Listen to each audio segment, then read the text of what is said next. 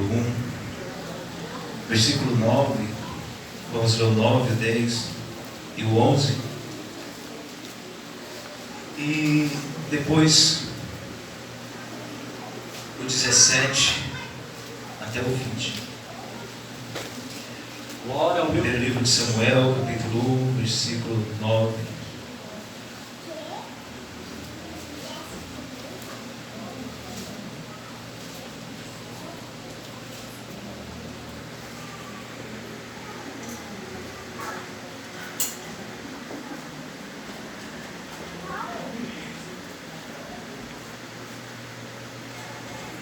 Amém? Versículo 9 diz assim: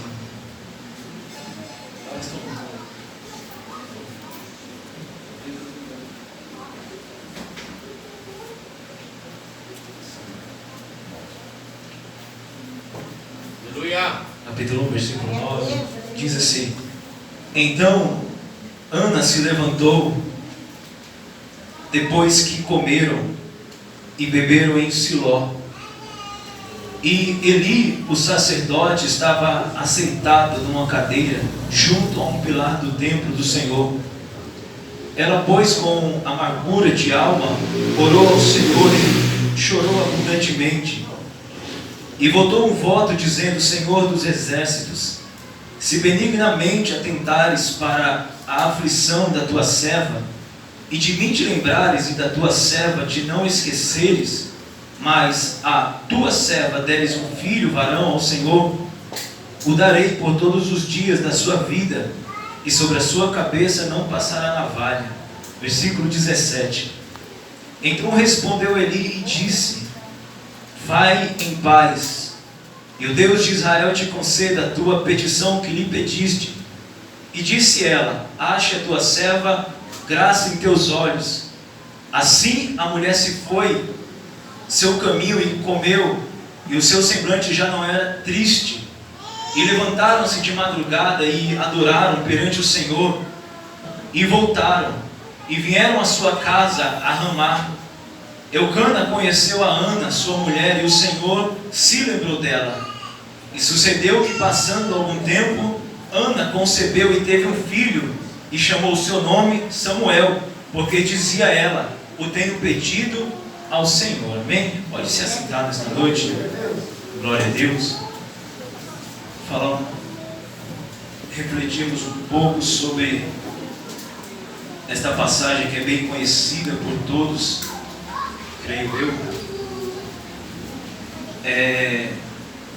Ana, nesse texto do capítulo 1 do primeiro livro de Samuel, nos deixa lições importantes, lições que nos fará crescer diante de lutas, diante de um sonho, diante de uma bênção ou diante de um milagre que nós queremos alcançar.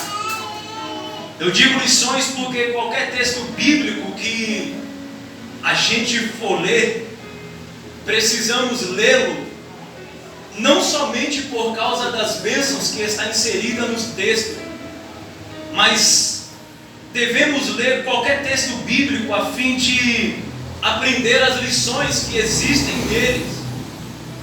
E esta questão de ler a Bíblia apenas por causa das bênçãos que existem dentro do texto bíblico é complicado no nosso tempo. É complicado porque normalmente pessoas que leem a Bíblia por causa das bênçãos são pessoas que só querem receber o que a Bíblia tem a oferecer, mas não leem a Bíblia para aprender e para ser o que a Bíblia manda ser. Então é complicado. É por isso que sempre que você me vê eu ministrando ou pregando, eu sempre trago pontos, eu sempre trago lições para vocês que me ouvem e também para mim, porque a Bíblia deve ser lida desta maneira. Não apenas pegar um texto como a pesca maravilhosa e entender aquele texto apenas como uma bênção de um milagre que Deus pode fazer nas nossas vidas, não. Mas devemos ler um texto bíblico, independente de qualquer texto, e entender que não devemos ler apenas para receber o que Ele nos oferece. Mas devemos ler qualquer texto bíblico com a intenção e com um propósito de aprender e de ser o que a Bíblia nos manda ser. Então há uma diferença. E aqui Ana nos ensina que podemos sim receber de Deus aquilo que tanto queremos, agindo corretamente diante das provações que passamos nos nossos dia a dias. Porque o que Ana passou não é diferente do que nós passamos, ou do que muitos passam durante os seus dias cotidianos. Aqui neste texto, como todos ou a maioria, creio eu, sabem e conhecem, Eucana tinha duas mulheres, Ana e Penina, e todos os anos ele levava sua família a Siló, na casa do Senhor, para adorar ao Senhor com ofertas nas festas de Israel, que o povo de Israel sempre costumava fazer: a festa da Páscoa, a festa dos pães asmos, a festa dos tabernáculos e a festa das semanas. Então Eucana sempre levava a sua família todos os anos, durante estes períodos que havia estas festas. E Eucana dava porções do sacrifício que era oferecido nestas adorações, nos cultos. Ele dava porções a Penina, a sua esposa, e aos filhos de Penina. Mas no verso 5, a Bíblia diz que Eucana, ele dava uma porção maior para Ana, uma porção, vamos assim dizer, uma porção generosa. Mas no mesmo versículo 5, a Bíblia diz que o Senhor tinha cerrado a madre de Ana, tinha fechado, ou seja, Ana, ela era estéril, e por causa da sua esterilidade, o versículo 6 diz que Penina a irritava de forma excessiva. Todas as vezes que eles iam subir para adorar a Deus no templo, para cultuar a Deus nas festas de costumes deles, a Bíblia diz que Penina excessivamente a irritava, porque ela queria desestabilizar algo que tinha no coração de Ana. Ela queria tirar o foco sobre aquilo que Ana tanto desejava. Penina é o exemplo de alguém que se deixa ser usado pelo mal, ferindo a outros pelo fato do que elas têm e os outros não têm. Aleluia. Penina é o exemplo de alguém que é completamente a Bíblia, do que a Bíblia nos ensina. Porque quando nós lemos a Bíblia Sagrada, vamos ver que aquilo que temos não pode servir para derrubar outros, entristecer outros ou prejudicar a outros. Mas aquilo que temos, aquilo que foi depositado em nossas vidas, independente do que seja espiritual, seja material, seja uma bênção financeira, nós devemos tomar exemplos daquilo que a Bíblia nos ensina. O que ela nos ensina? A Bíblia nos ensina, quando Jesus fala sobre a parábola do bom samaritano, que aquele homem usa o que ele tinha para levantar um homem que estava caído. Vamos ver também Pedro e João, quando vai na hora da oração, eles usam o que eles tinham sobre a vida deles, que era o poder e a virtude do Espírito Santo, para levantar um coxo e curar aquele coxo. Então, quando nós vemos este exemplo de Penina, nós devemos tomar um exemplo para não fazer o que foi feito, ou melhor, o que ela fez.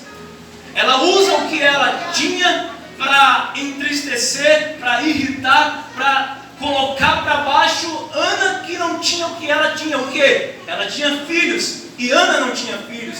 A sua madre era cerrada, ela era estéril. Então, nós devemos entender que o que Deus nos dá, se eu uso como ferramenta para derrubar o outro, fazer o outro se entristecer, tirar a paz do outro, estes atos não condiz com o que a Bíblia nos manda fazer com aquilo que nós temos. É a oração que você tem, então ore para levantar outras pessoas. É uma palavra revelada do céu para a tua vida. Passe esta palavra para frente e levante outras pessoas. Você tem condições financeiras de ajudar a outros, ajude a outro, mas não use o exemplo de Penina e não queira entristecer, derrubar aquele que não tem aquilo que você não tem. Aleluia, Deus. E se o que você tem, você não quer passar para frente, levantar outros ou servir de trampolim para outros, é melhor ficar quieto no seu canto e curtir o que você tem. Aleluia. Mas o que Penina fazia com Ana não me chama tanto a atenção. Porque não é surpresa saber que haverá zombarias contra um servo de Deus. Não é surpresa encontrar pessoas que serão usadas pelo diabo para tentar tirar a nossa paz. Eu não fico surpreso com essas coisas. Não é surpresa saber que só vai vir coisas ruins dos filhos das trevas. Eu não fico surpreso com o que acontece lá fora. É bíblico, vai se cumprir. É surpreso quando você vê um cristão agindo diferente do que ele deveria agir. É surpreso quando você vê um cristão, um servo de Deus, agindo como os filhos das trevas que estão no mundo. Isso sim é surpresa.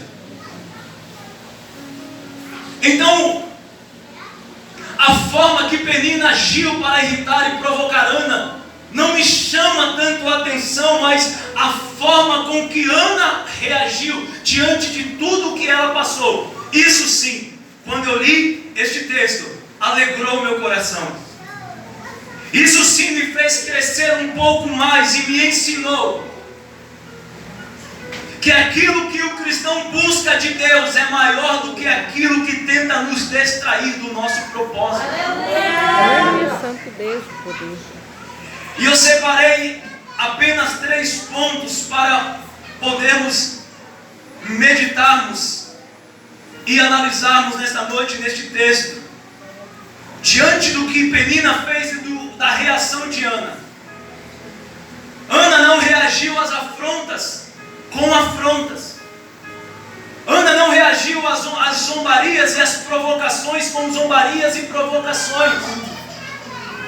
Penina irritava Ana de forma excessiva quando eles subiam a Siló para a casa do Senhor. Mas enquanto Penina zombava de Ana, provocava Ana, a reação de Ana foi se calar diante do que Penina estava fazendo. Aleluia. Deus Santo, poderoso. Ana preferiu se calar diante das provocações de Penina e abrir o coração para Deus. Deus Santo. Aprendemos hoje de manhã aqui sobre sentimentos. E o sentimento hoje foi sobre a pessoa que está com mágoa no coração, pessoas que estão ressentidas. Aí nós lemos sobre a oração de Abacuque, que ele questiona a Deus porque estava toda uma bagunça. Só que diante daquilo, daquele cenário, ele não vai reclamar para ninguém, mas ele vai falar com Deus. Foi o que Ana fez. Diante do que Penina estava fazendo com ela, diante das zombarias, das provocações, ela se cala para Penina e prefere abrir o coração para Deus e falar para Deus, jogar tudo para Deus o que estava acontecendo. Porque o que Ana estava buscando de Deus, o que estava no seu coração era maior e mais importante do que as palavras que poderiam irritá-la. O próprio Senhor Jesus Cristo sabia disso. É por isso que o propósito da cruz para Jesus Cristo era mais importante, muito maior do que ele iria passar na via dolorosa. Jesus sabia que a salvação que era oferecida aos homens era muito maior do que tudo aquilo que ele estava passando e do que todas as aflições que ele iria passar. O propósito que Deus tem sobre a nossa vida tem que ser acima do que falam de nós, acima das provações, acima das provocações, acima das palavras que nos ferem. Porque se eu coloco as palavras de provocações, aquilo que me fere, aquilo que quer me derrubar, acima dos meus projetos, acima do que Deus colocou no meu coração, o que é primazia, o que vai ser primário na minha vida não vai ser mais o propósito, mas vai ser rebater aquilo que estão fazendo comigo.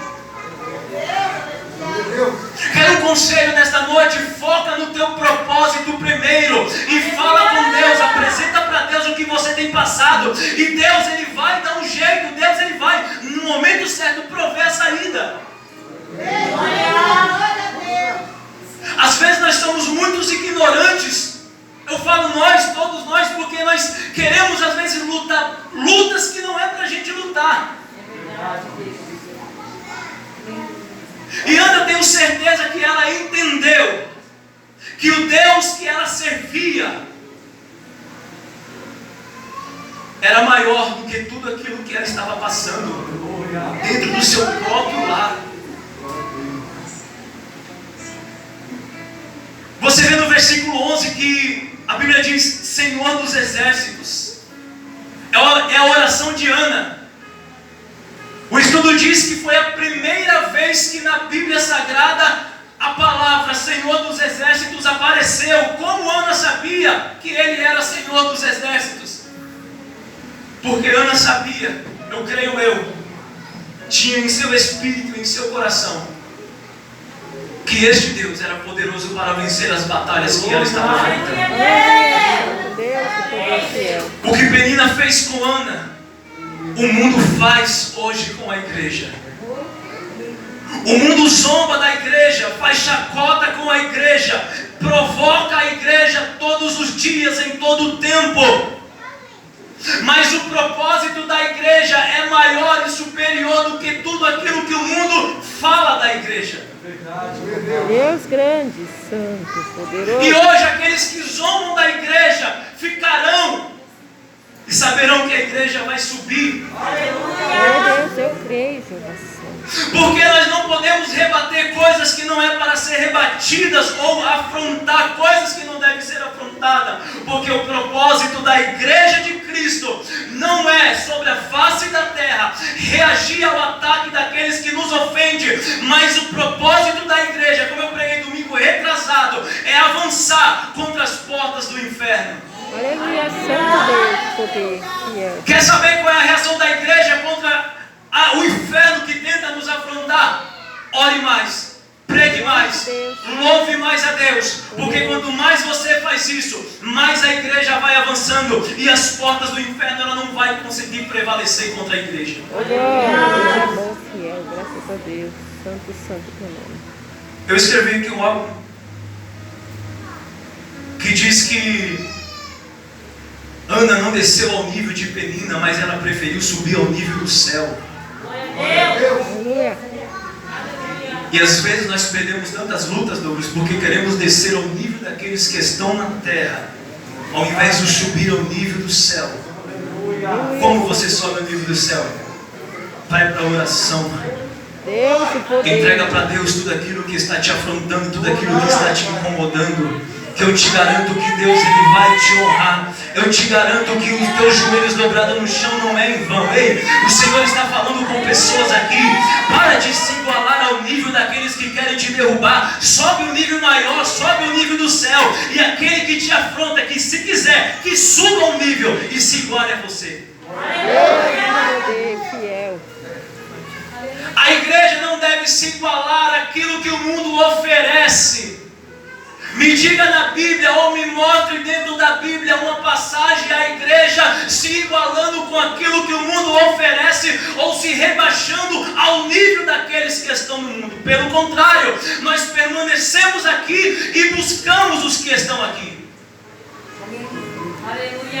Por mais que as mãos sejam estendidas para levantar quem está caindo no mundo, no pecado, na prostituição, na idolatria, no sexo ilícito, por mais que você estique as mãos, a igreja coloque as mãos para levantar, você não pode sair deste nível, permaneça neste nível. Aleluia, santo Deus. Ana então ela não reage às afrontas de Penina reagindo da mesma forma, pelo contrário, ela sobe ao nível maior, ela vai falar com Deus. Então, primeiro, Ana não reagiu às zombarias e às afrontas com zombarias e afrontas. Ela não reagiu aos ataques atacando no mesmo nível. Segundo, diante das provocações de Penina, Ana reagiu orando a Deus. A Bíblia diz que depois que comeram, Ana, com amargura de alma, orou ao Senhor e chorou abundantemente. Em Atos 7, a Bíblia mostra Estevão, antes de ser morto, apedrejado, orando ao Senhor, pedindo a Deus que aquele pecado não fosse imputado ou colocado nos seus perseguidores. Em Atos 12, vamos ver Herodes matando Tiago, prende Pedro e a igreja se reúne para orar. E Deus envia o anjo e liberta Pedro. Aleluia. Deus é E eu te fiel. dou um conselho nesta Deus noite. é poderoso. Por pior que seja a situação, por pior que seja o cenário e o momento que você esteja passando, Aleluia. esta situação não pode ter o poder de te fazer ou de nos fazer parar de orar e de falar com Deus. Deus é bom. Fiel. Ainda que você seja lançado numa fornalha de fogo, ainda que ameacem cortar a tua cabeça amanhã, isso não pode ter o poder de te calar e de fazer você orar e falar com Deus. Deus é poderoso. Aí você me pergunta por quê? Porque se o que passamos nos faz parar de orar e de falar com Deus, isso só nos mostra que nós nunca estávamos confiantes em Deus. Se uma provação, uma provocação ou uma luta me faz parar de orar e de falar com Deus, isso me mostra apenas que o que eu estava buscando não era de verdade tão importante para mim. Porque se este projeto, se este sonho que você tem é tão importante igual você diz, não vai ser uma luta que vai te fazer parar de orar e de persistir por isso. Pelo contrário, isso tem que ser uma gasolina ou um combustível para te fazer orar e falar mais com Deus. Aleluia, Jesus. Glória a Deus. Penina não compreendia o que Ana tinha em seu coração. Eucana não compreendeu a importância de um filho para Ana. Senão ele não diria que ele era melhor do que 10 filhos. Eucana sabia que Ana queria um filho, sim, beleza. Mas ele não sabia da real importância dela ter um filho. Porque senão ele não diria que ele era melhor do que 10 filhos. Então Penina não compreendia, Eucana não entendeu a real importância do que ela queria. Porém Ana sabia que Deus a entendia melhor do que qualquer um. É por isso que, por mais que ela estivesse triste por causa das provocações de Penina, Ana não deixou de orar a Deus, mas colocou diante de Deus o que ela tanto queria em seu coração. Aleluia.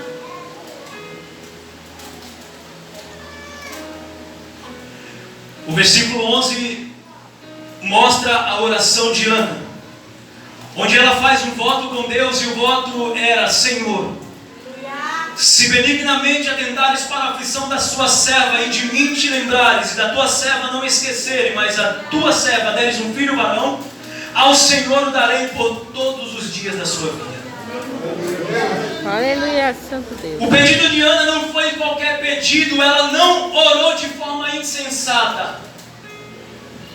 Mas a sua oração foi com sabedoria, e além de sabedoria, não foi de forma egoísta. Por que não foi de forma egoísta?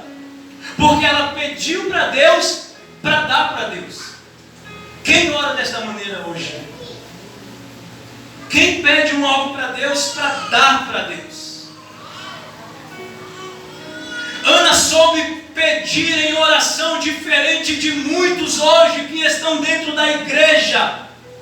E Tiago fala a respeito disso na sua carta para a igreja, quando ele escreve no capítulo 4, versículo 3, quando Tiago diz: pedis e não recebeis, por que pedis mal? Aí ele vai dizer o porquê nós não recebemos.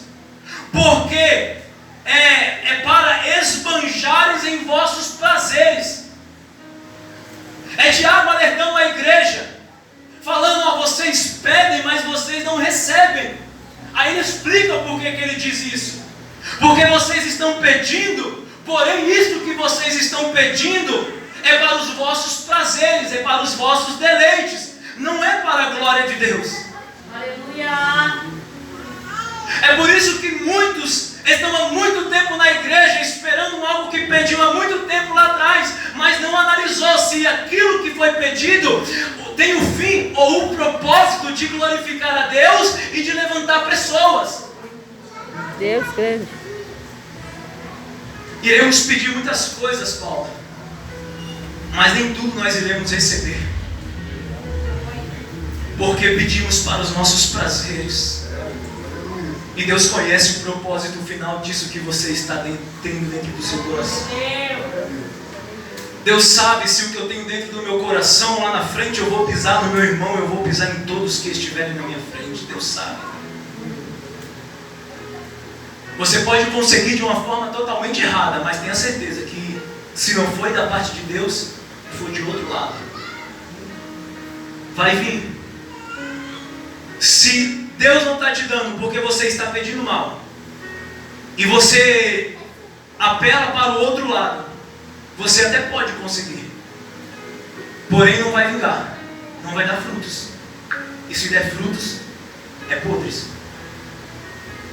Porque quando nós pedimos para Deus e Deus contempla no nosso coração que vai ser para a glória dele, vai ser para a edificação da igreja, Deus ele dá. Se eu busco tanto o dom da pregação, o dom da palavra, o dom da oração, mas eu quero usar isso não para edificar o corpo de Cristo, mas para me autopromover, principalmente hoje no tempo que nós estamos vivendo, um tempo de estrelato, onde muitos cantores e pregadores estão surgindo como astros. Se você pede para Deus um dom, mas este dom não é para edificar a sua própria congregação, tenha certeza que Deus não vai realizar o teu sonho. Mas se o que você pede é para a glorificação do nome dele, é para a edificação da igreja, Deus ele vai atender. E diante do pedido de Ana, do voto dela, claro que Deus gostou, claro que Deus iria atender. Porque se pegarmos para lermos sobre o sacerdote ali do capítulo 1 ao capítulo 4, ele já não estava mais agradando a Deus com os seus cultos. Quem lê sobre Ofni e Finéias, seus filhos, vai entender. Então o culto já não era mais um culto agradável para Deus. Então quando Ana, ela faz este voto, ela fala: Senhor, se tu me deres um varão, eu vou te dar por toda a vida dele. Claro que Deus se agradou, porque Deus no céu já havia planejado um projeto para Samuel dentro da casa, dentro de Israel. Porque foi de Samuel que veio os outros profetas, ou melhor, os outros reis, que ungiu a Davi, e de Davi aí vai se seguindo. Então claro que Deus ele se agradou, porque Deus já tinha um plano. Quando você vai ler sobre os sacerdotes, sobre os juízes, já não era mais aquele culto tão agradável. Então Deus estava esperando este momento, e chega. Ela faz uma oração objetiva, uma oração que não era egoísta, porém uma oração que tinha um interesse muito maior do que o dela. O interesse dela era ter filho, beleza, mas o interesse maior era qual? Era Deus levantar um sacerdote para a época, alguém que estivesse na frente do povo. Então Deus se agrada. Então veja que a situação que Ana estava passando não era fácil. Estamos falando de uma mulher que era estéril. Havia provocações, mas estas coisas não tiveram o poder de parar ou de fazer Ana parar de orar. Ela preferiu cumprir o que Tiago escreve na sua carta, no capítulo 4, versículo 10: humilhai-vos perante o Senhor e Ele vos exaltará. Aí eu volto no começo onde eu disse: ela prefere se calar diante das provocações de Penina e prefere cumprir o que Tiago disse na sua carta no capítulo 10. Glória a Deus. A carta nem havia sido escrita ainda e ela já estava cumprindo. É melhor se humilhar perante o Senhor, tendo a certeza que Ele vai nos exaltar, do que se rebaixar para aqueles que tentam nos humilhar e para aqueles que são usados pelo mal, tentando nos ferir. Terceiro e último, havia fé naquilo que Ana estava esperando de Deus. Porque no verso 18 a Bíblia diz que depois que ela fala com o sacerdote Eli, ela come, o seu semblante já não era mais de tristeza. Ou seja, a sua fé não foi abalada, mas quando o sacerdote criticou ela, quando o sacerdote Eli a criticou porque disse que ela estava embriagada, para que ela afastasse dela o vinho e a bebida forte, a sua fé não foi abalada por causa disso. No verso 15 ela diz: não, Senhor meu, eu sou uma mulher atribulada de espírito, nem vinho nem bebida forte tenho bebido, porém tenho derramado a minha alma perante o Senhor. O sacerdote Eli criticou Ana porque o que ele não entendeu é que por mais que a oração de Ana não tivesse palavras, não deixou de ser oração. Tem uma frase em um livro lá em casa que eu estou lendo que diz a respeito desta passagem, que é melhor orar de coração mesmo sem palavras, do que orar com palavras, mas com o coração vazio. É melhor chegar diante de Deus sem nenhuma palavra, você ficar 1 hora de joelhos, sem falar nada, mas o coração está palpitando e falando com Deus, do que chegar para Deus 2 horas de oração, mas o coração está completamente vazio. Meu Deus! É uma oração em vão. Sabe aquelas orações automáticas, que você já sabe que você vai orar todos os dias? São palavras sem coração. São palavras de robô. Não, orar é comunicar com outra pessoa aquilo que você está sentindo. Aleluia, Deus. Então não queira comunicar com Deus palavras automáticas de robô. Não, expressa. Aprendemos hoje de manhã o que está te maltratando. Qual é a raiz que está trazendo tanta mágoa para o teu coração? Quem é que está te afligindo? Aprendemos hoje de manhã. O pastor falou no começo: não vá para um canto, não fique isolado. Fale para Deus, se derrame com Deus, coloque para Deus, expresse para Deus mesmo tudo o que você está passando.